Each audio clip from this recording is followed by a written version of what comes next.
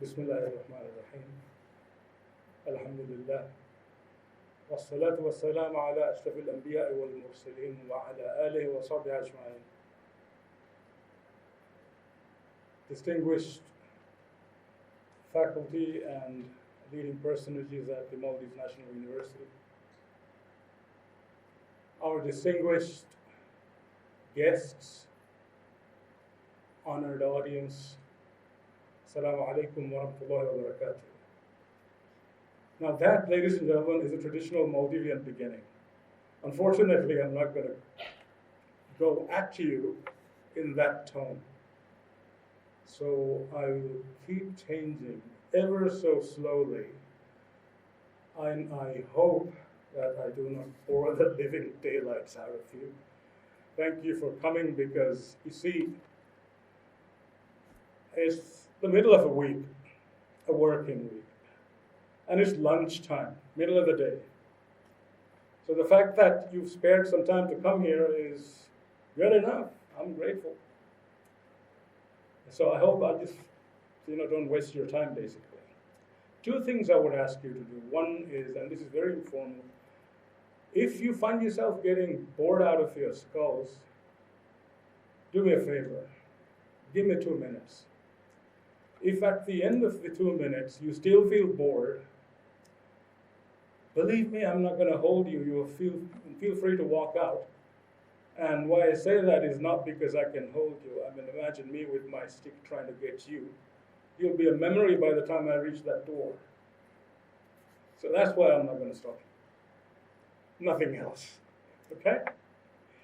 Now, I have a disclaimer for you. Lots of them. One, today's talk it doesn't in any way stand on shoulders of giants. This is what the academic guys will tell you. If you write a thesis or something, you're supposed to stand on the shoulders of giants. I don't do that, and in this talk, I'm not going to ask you to do that either. So forget about it. There's no literature review. Any of you doing your master's thesis? No, any PhD thesis? Any bachelor's degree? Oh, bless you, there you go. Yeah, no literature review. No peer review, that's a good one. Asim, you can go with that, where is he? Oh, there you are. And my talk does not follow any schools of thought, no, nothing. Like there's no ism attached to anything I say. There's no set reading list. And one has to say this when one comes to a university, okay? There is no reading list. And what I say here is based entirely on my own personal views, my personal outlooks, my personal experience, and my personal worldview. So there you go. You're not getting too much, believe me. And now, let us look at some definitions. Unlock your creative inner self. That looks big, right? Well, let's see what the rest of the world has to say about it. Did I say no literature review? No, we're not going to do that, okay? But let's look at Merriam-Webster, the dictionary. What is unlock? One of the meanings these guys give you is, never mind the first meaning or the second meaning, never mind that. Number 3, to free from restraints or restrictions. So if you have a set of handcuffs on you, well, you remove them. If somebody's stopping you, from going somewhere, okay, that's no. You relieve yourself of that. That's the kind of unlock I'm talking about. The next one is creative. What the heck is creative? You tell me. This is what Cambridge Dictionary tells me. It's producing or using original and unusual ideas. That's a tall order because our species has been around for, I'm not going to give you a number, something of years, whether it's billions or thousands, whatever. Seriously, have we run out of ideas or do we still have original ideas? I don't know, you decide. But that's what Cambridge Dictionary tells us. Read that. The next one is who or what is the inner self? You kind of unzip yourself, open yourself up, and there you are. There's an inner self in there. Merriam-Webster again says it's the emotional and spiritual part of someone. At some point here, you're going to need a shrink, a psychotherapist, and one of the ulama, a sheikh, to do the spiritual part. I mean, that's what you're supposed to do, but go to the shaykh first. Now, combine these definitions, and let's twerk it a bit, and I have two statements for you. One of them is, free your emotional and spiritual self. So get the psycho and get the sheikh, and let them show you what it is, and free that into producing or using original or unusual ideas. Nobody ever runs out of unusual ideas, because an unusual idea can be, hey, we just had an ant walking in with an ice cream. I mean, that's unusual, at the same time crazy. I'm not asking you to go there. Here's another one. Release yourself from whatever holds you, from using your imagination to bring into existence something new or different from the usual and the mundane. That's like blah, blah, blah, blah, lots of words basically saying the same thing.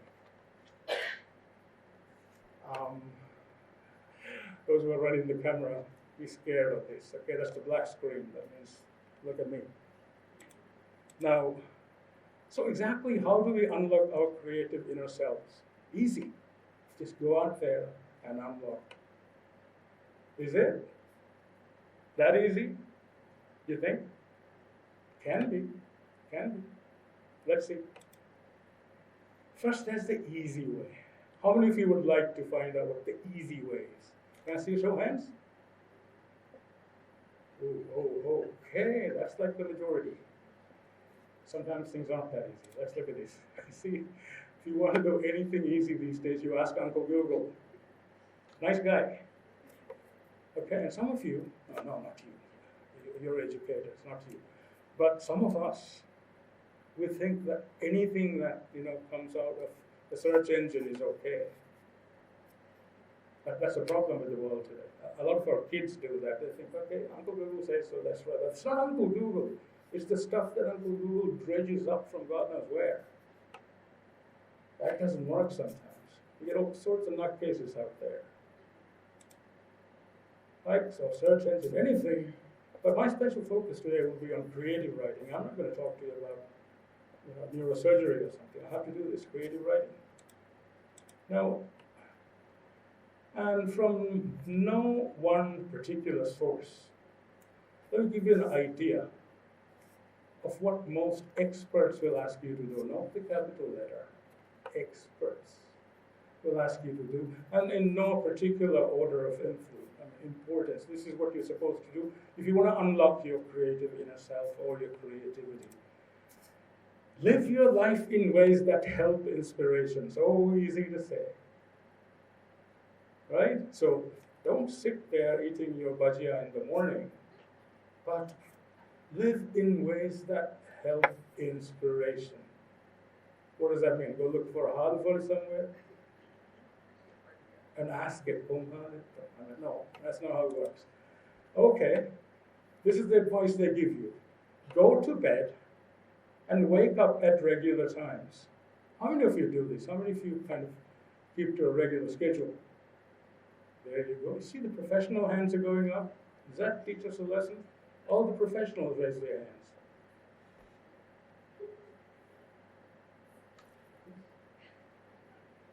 Join us, please.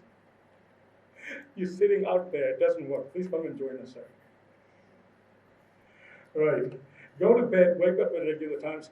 Get your circadian rhythm in order. How many of you have heard this? Circadian? Anyone? Any health professionals here? Oh, there you go. You know about that. Get that in order. Seriously, it works. Would you believe it? It works so well that I don't use an alarm clock. I just wake up at one set time every day. It works. No alarms. That's what happens when you let it work for you. And the next thing is, start your day with doing something spiritual. This we know. How many of you know this? How many of you start your day with something spiritual? I'm shocked. Has anyone heard of Salatul Fajr? No one? If you've heard of Salatul Fajr, please. Thank you. That makes sense. Wow, that was a shock, wasn't it, dear? Stay hydrated. Excuse me.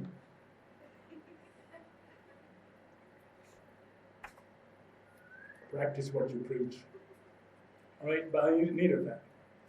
So have a good exercise routine. Look at me. Do you think I do that? You think? How many of you think I do? These are people who have seen me at the artificial beach. Regular visit, artificial beach, good place in the morning. Seriously, you meet good friends. This young lady instead, she goes around running around Male. And we kind of meet like that on the road, right? There you go. And the next thing is count your blessings and learn to feel and express gratitude. One way to express gratitude. How many of you know how to seriously express gratitude? Smile, say thank you. Yes, ma'am. You have another way? I think you do. Exactly. Alhamdulillah, wa nushkur Allah, that we have to do that as well. Right? And think positive thoughts at all times. Now, this one, I've tried and failed. Right? Thank you, sir. I'm not going to run after you. So, think positive thoughts at all times. Now, this I've tried. Seriously. And I keep failing all the time because there I go doing my circadian thing. 2 o'clock in the night. City council permit, dig the road up. So from 12 midnight until the famous Salatul Fajr, there they are, banging away on the road. And at that point in time, having a positive thought in my mind, maybe an angel, not me. That's where I have my limits. I'm human.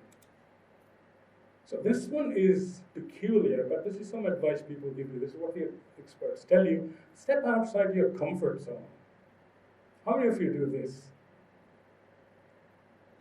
Again, the professional hands. This says something. Step outside your comfort zone. Because sometimes you are forced to step outside your comfort zone. Especially when you work at a university, Sharif. Right? You always have to step outside that zone. But sometimes stepping outside, yeah, I agree with this. This is one of the best ways to do it. No matter how busy you are, always find time to do something that will put you outside your comfort zone once a day. Let me share with you a little story. There was a time, I still am. I'm a bike fan. I have a collection of two-wheelers. I've traveled almost the entire length of the United States. I've gone across Europe, gone from Trivandrum to Delhi. I've done almost all the Arab world on the back of a motorcycle. Right? And for me, the most dangerous road on earth, guess where it is? Which country? Yeah, it's the one between Male and Ulma. Oh God, that one. I thought I was a biker. Now I'm reduced to a quivering mass of terror by the time I reach Ulma. There's this guy in a little pickup truck loaded twice its capacity with water, the rehydration thing. And there's this driver who's doing about 80 kilometers per hour on a 50 kilometer hour road. You approach him, you say, "Hey, kine tihada nahi?"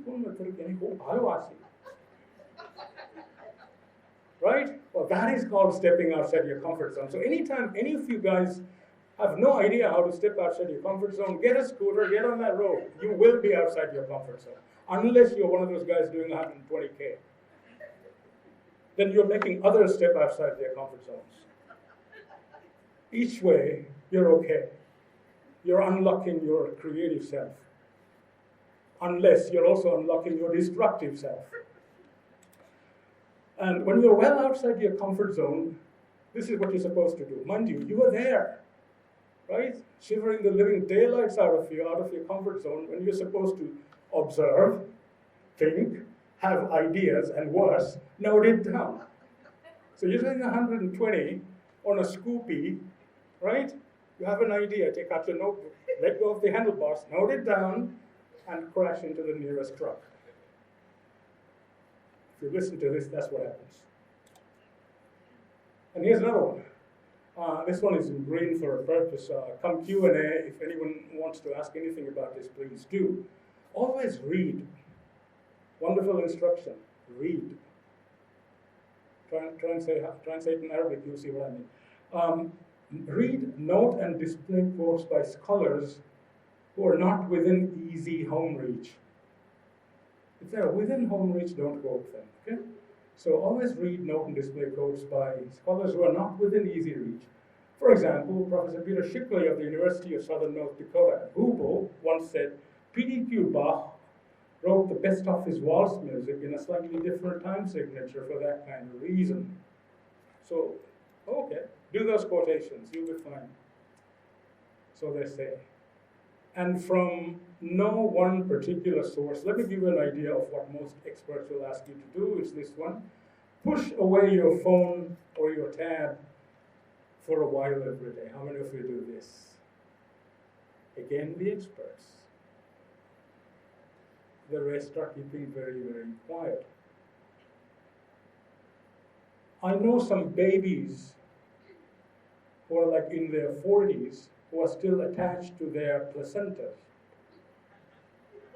with an umbilical cord. Cut the placenta, you don't survive. What's the placenta? In the way we call it a fish. That's your mobile phone. Right? I mean, some of us are like that.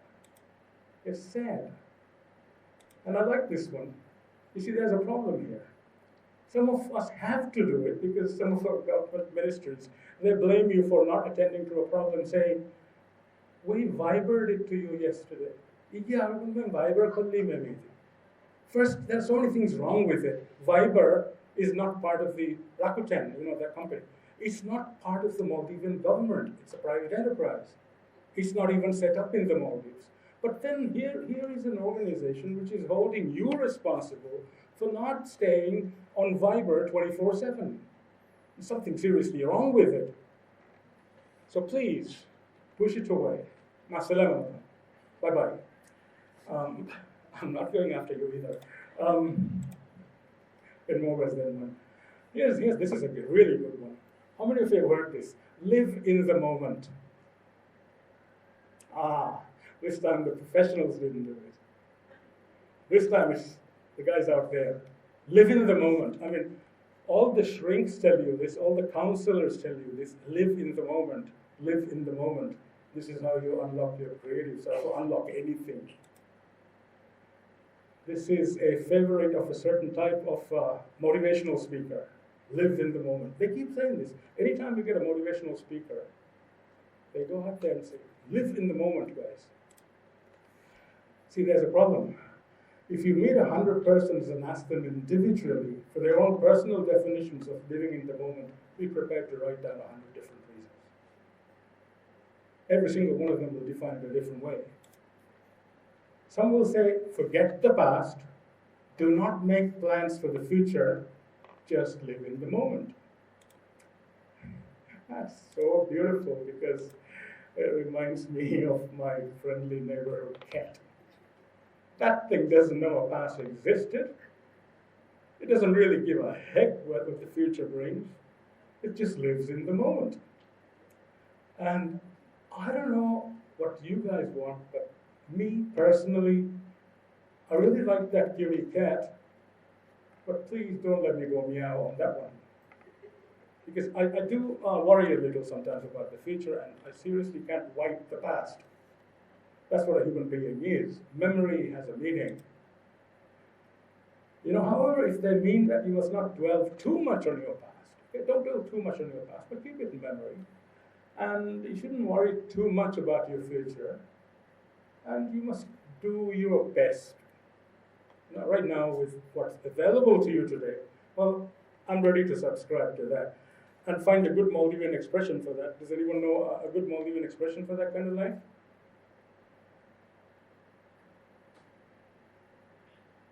Like, us oldies, when we went to school, our teachers used to say, "Hudinne mimbarangima mandaskurar." That's what it's all about. Believe in your faith, believe in your destiny, a little bit of qadar here, there, everywhere, and you're safe. Up to that limit, yes. But not like forget your past. Don't worry about the future. Just live right now. Tick tock, right? That means the cat and the lion. No, not really. Read, observe what has worked for other people. So apparently what works for other people will work for you. Check out any bar in any European country, and what works for them might not work for you, especially at 10 o'clock in the evening in London on a Saturday. What works for them doesn't work for you. I support the idea of reading 100%.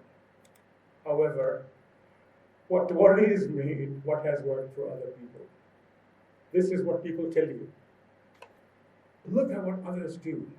If you find that they're creative, they're good, you love what they're doing, wake up, kiddo, and what works for them must work for you. Okay, I remind you that my special focus is on creative writing. So let's see what has worked for other people. Let's look at my current area of international engagement, creative writing, especially fiction, short stories, novellas, and novels, that sort of thing. Any literature majors here? Any literature majors? Literature teachers? None? One, two. English language teachers who kind of teach literature on the side? Just two. I don't know what kind of animal it is with me, but I'll say bear with me. Have you heard of the 5-act dramatic structure? Famous 5-act dramatic structure. Any of you heard of that? Oh gosh, nobody's done literature yet, thank God. Okay, this is what it is all about. This is highly and extremely familiar to you. You will know, oh, I know that one. So let's look at number one. See, what happens in a story basically is this.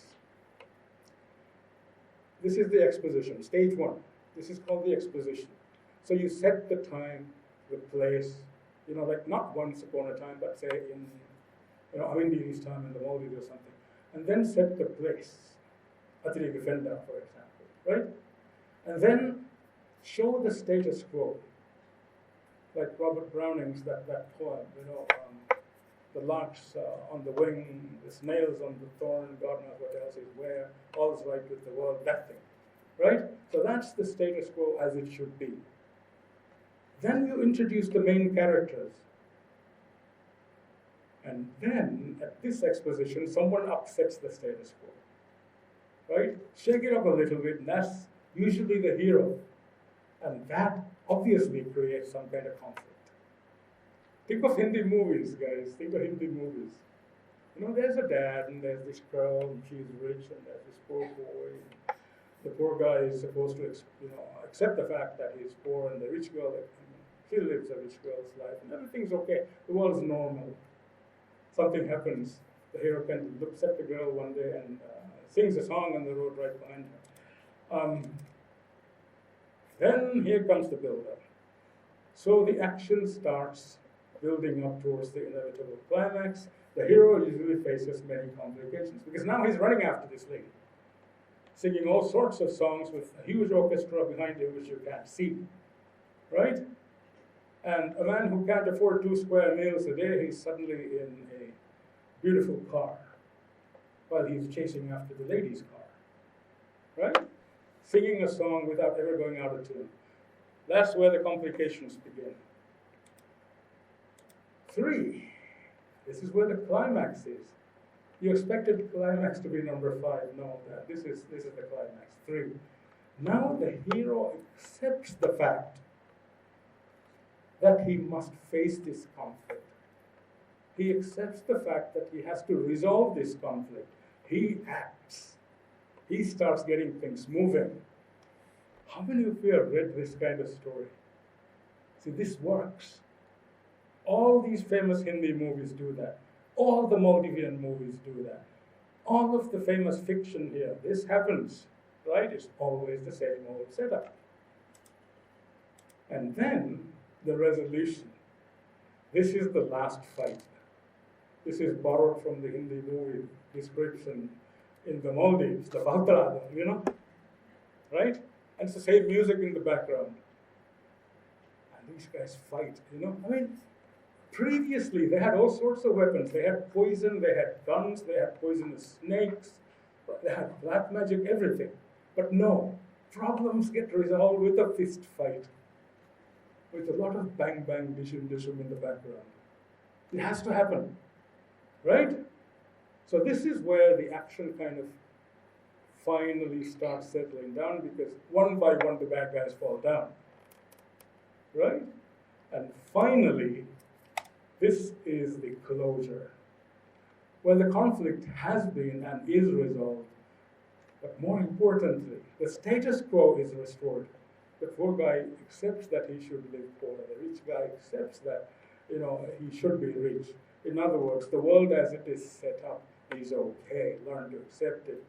Don't disturb it. Don't upset the apple cart, and things okay. Lessons are learned. Usually one lesson, like accept the status quo. I call it cheap.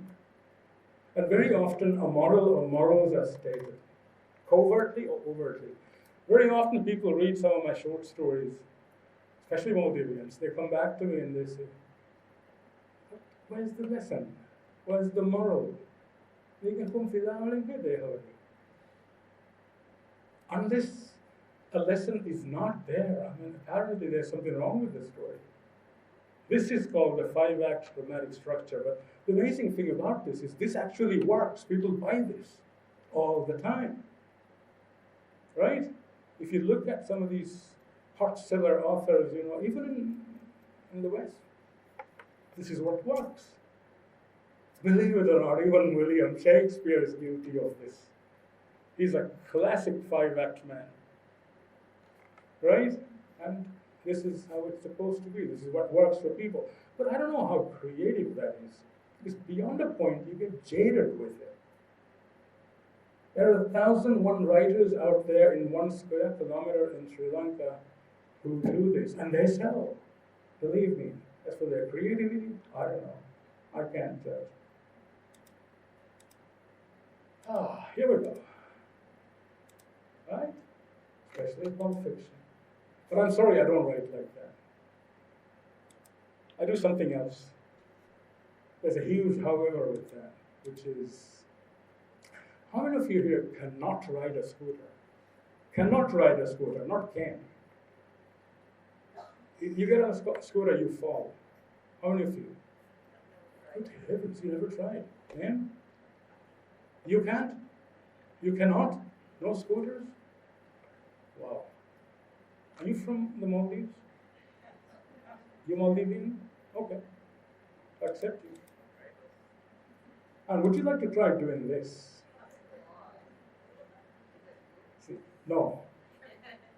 Not now. Right? Now I'm on a small scooter. I still have my big bicycle. But see, this guy, he's going at it. He's on a road, standing on a bike. And this is called stunts. And this is not a political statement. Those guys with the T-shirts on the back, they do not represent a political party. Never mind the color. Right? This is not from the Maldives, believe me, despite the T-shirts. So don't look at the T-shirts, look at the guy on the motorbike. That's what I'm saying. Would you like to try this, ma'am? Would you like to try this? The lady who couldn't ride a scooter, would you like to try this? No? Would you like to try this? No. Why am I suddenly shifting into motorbikes and scooters? You see, if you want to unlock your creative inner self, and this is where I come to the nitty and gritty, tell me if I'm running out of time, but if you really want to unlock your creative self, maybe you should rethink your strategy of doing the 5 or the one that works. Maybe. Okay? See, You can be creative in any old way you want. You can go and sit somewhere which is outside your comfort zone. You can throw away your mobile phone, and you can always do really crazy things to be creative. But if you want to showcase the results of your creativity, put it out in front of the rest of the world. It doesn't work. It's not that easy. You have to learn to do that as well. How do you think you should do that? I'll tell you a story. Way out there, many years ago, at a place called the American University of Beirut, where I did my first degree, a Yemeni guy comes up to me. He hears that I was from the Maldives. Those days, the Maldives wasn't as famous as it is now.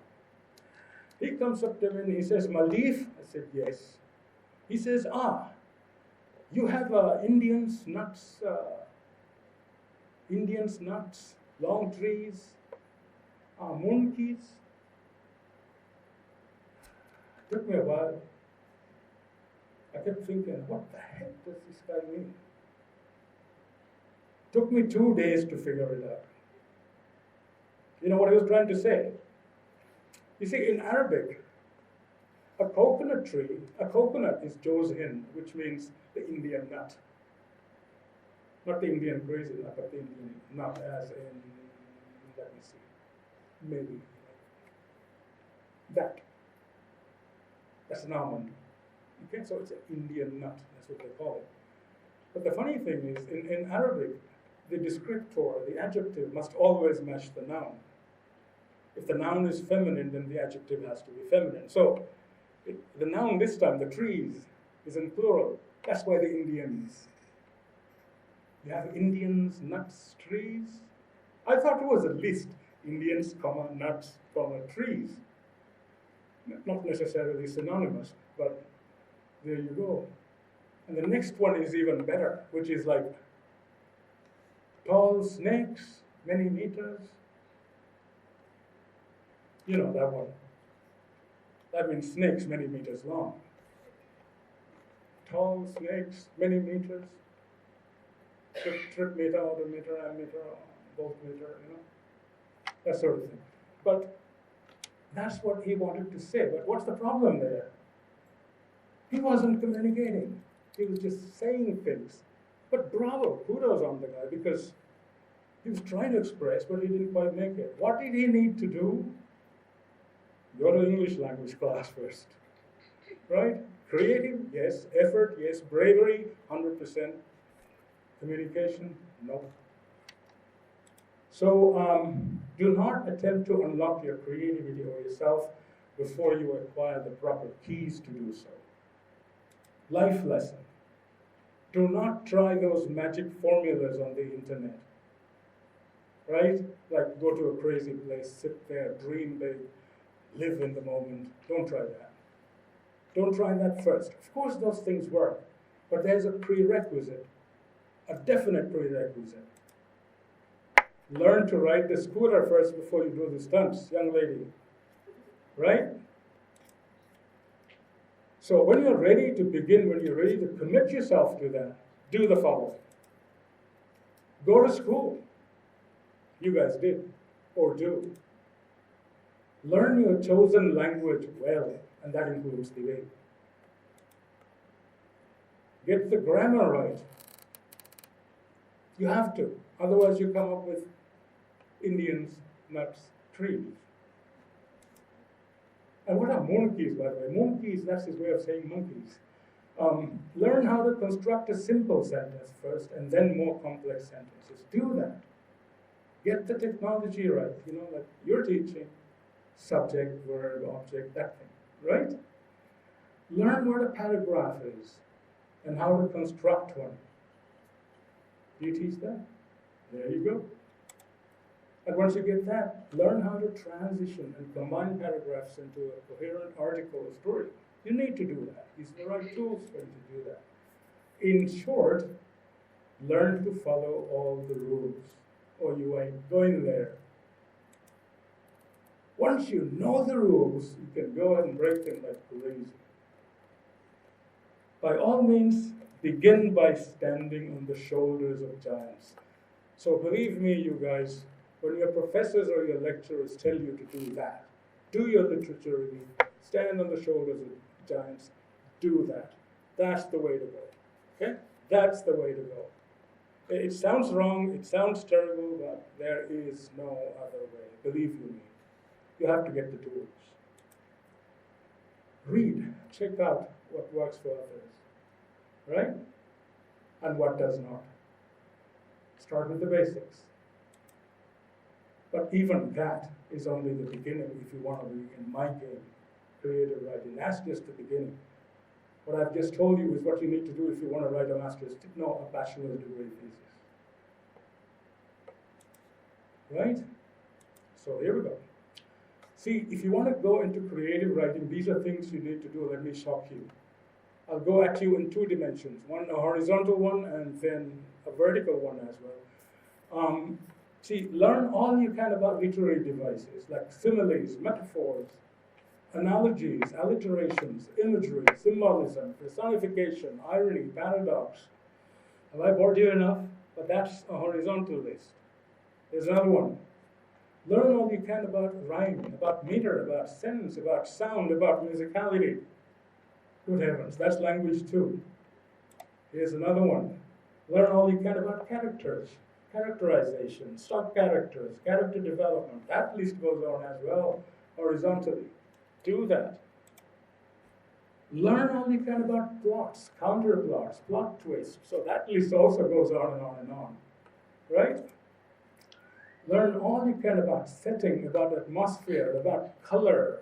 That list goes on as well. And I've not finished with the lists either. See what literature is? It's very complex if you want to play that game. That's the only way to unlock yourself.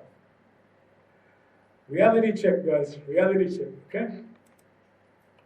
In short, attend a writing class or get a writing coach or become a literature major.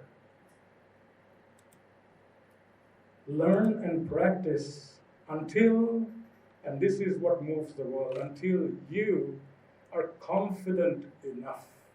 Seriously, confidence is a lot. Confident enough to fly on your own without crashing and burning. Right? You have to do that. There is no shortcut. And only then must you attempt to unlock that day. No other choice. Now let's have some fun. Look at these pictures. Guys, wake up. Time to wake up. Okay? Good morning. Hello? Exactly. Thank you for the wave. Guys, very sure. Thank you. Now look at the two pictures. Picture A is, the one in color. Picture B is the black and white. Now look at those two pictures. Which one is better or the more expert piece of art? Those of you who say that picture A is the better one, please, raise your hands. 1, 2, 3, 4, 5. Those of you who say that picture B is the more expert, better piece of art, 1, 2, oh my God. You are educated. You've seen this before. You haven't. Let's see why. Okay, let's see who wins. You see, both paintings are by the same person. Painting by Pablo Picasso, Spanish artist. One is called Portrait of the Artist's Mother, and the other one is called Guernica. But look at the dates, 1896 and 1937. Look at the dates. The Portrait of the Artist's Mother was when Picasso was young. Guernica was one of his later paintings, 1937. And look at this description of Guernica on Wikipedia. I'll read for you. Guernica is a large 1937 oil painting by Spanish artist Pablo Picasso. It's one of his best-known works, regarded by many art critics as the most moving and powerful anti-war painting in history. OMG, right? It's exhibited in the Museo Reina Sofia in Madrid. You guys shocked? See, look at those paintings again.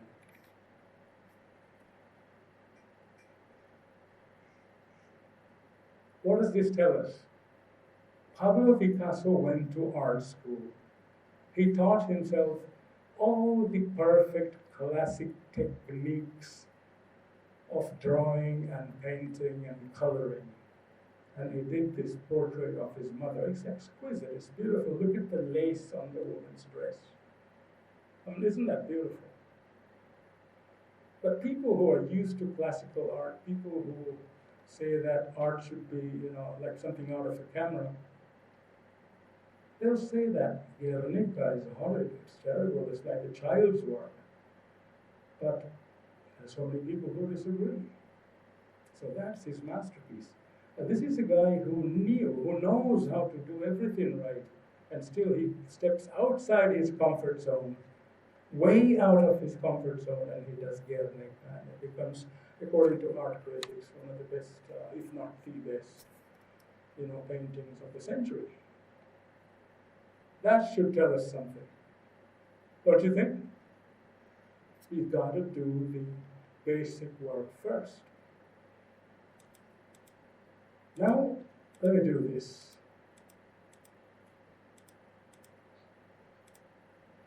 One more, okay? Two pictures, picture A and picture B. Both are pencil. How many of you would vote for picture A? How many of you vote for picture B? Okay, you guys like the creative stuff. You see, picture A is a very normal, mundane, kind of almost Maldivian scene, sky with the birds in it. Oh, it's not that clear, is it? The sky with the birds in it and a huge tree there. Maybe you can see a few guys sitting under a dory there. Dory in the background, a couple of islands. And look at picture B. What's happening there? There's a sailboat in the mid-foreground, but somehow the sail on it morphs into what looks like a wave in the foreground. Right? That doesn't happen in nature. Right? Slightly behind that, there's a kind of a six-person yacht. How many of you see the aircraft carrier? How many of you see the aircraft carrier in the background? It's kind of lost in the haze, but it's there. If you look carefully, you'll see it. There's a massive aircraft carrier in the background. This one. You see that? It's kind of lost in the haze, but it's there. Okay? But where's the horizon? Is it here or is it there? You kind of mistake it for the horizon at first. So probably picture B is more creative. But to do picture B, the guy who did this drawing should have done some art training and would have also produced pictures like this. Don't you think? The guy has to get all the techniques right before he could move into the ultra creative territory. By the way, you're looking at the artist, I'm sorry. These two pictures were done in the same month. They're not separated like the previous one. This is done in the same month, just for fun. Okay, probably in, what's the date? Somewhere in July this year. And done just for fun, So you'll probably see this on my FB. And so this is all I have to say. Sorry to disappoint you if you've been expecting a fast kind of magic pill, where I give it to you and then you suddenly become creative writers. It doesn't work that way. Okay? You gotta take the long road, and that's how it works. So it takes a certain amount of hard work and dedication to do anything right. Anything, believe me. Stunts on a scoopy, artwork, cookery, right? Even needlework. Anything. Do it the hard way. Go to the professionals, get yourself trained, make sure your institution does that, right? And you'll be okay. And if you're committed enough, doing so is so easy, believe me. Today, I know, as she said when she tried to introduce me, yeah, I do have an international reputation. I've just come back from electricities in Sri Lanka, and before that in India, and before that in France, and so on. But how did I get there? At least you know the story. This is a gentleman who I call him my informal brother. We have worked together for a very, very long time. We met in 1983. We kind of ran the same school for a while together. I was teaching there, so were you. And he's seen me doing this. I'm sure he will vouch for the fact. And there you go, you know? Life is like that. Asim, I'm sure you agree with that as well. Right, Sharif? There you go. Yeah. Shall I let that cat out of the bag? Yeah, I will. A long time ago, a long time ago, your vice chancellor was one of my students. Anyway, I'm very proud of you, sir. Very proud of you and what you've done. Thank you. You've done a beautiful, tremendous, wonderful job here. I salute you. And see, so when I say that I do this now, so can you. So easy, right? Just walk down that road and you're safe. You'll get there.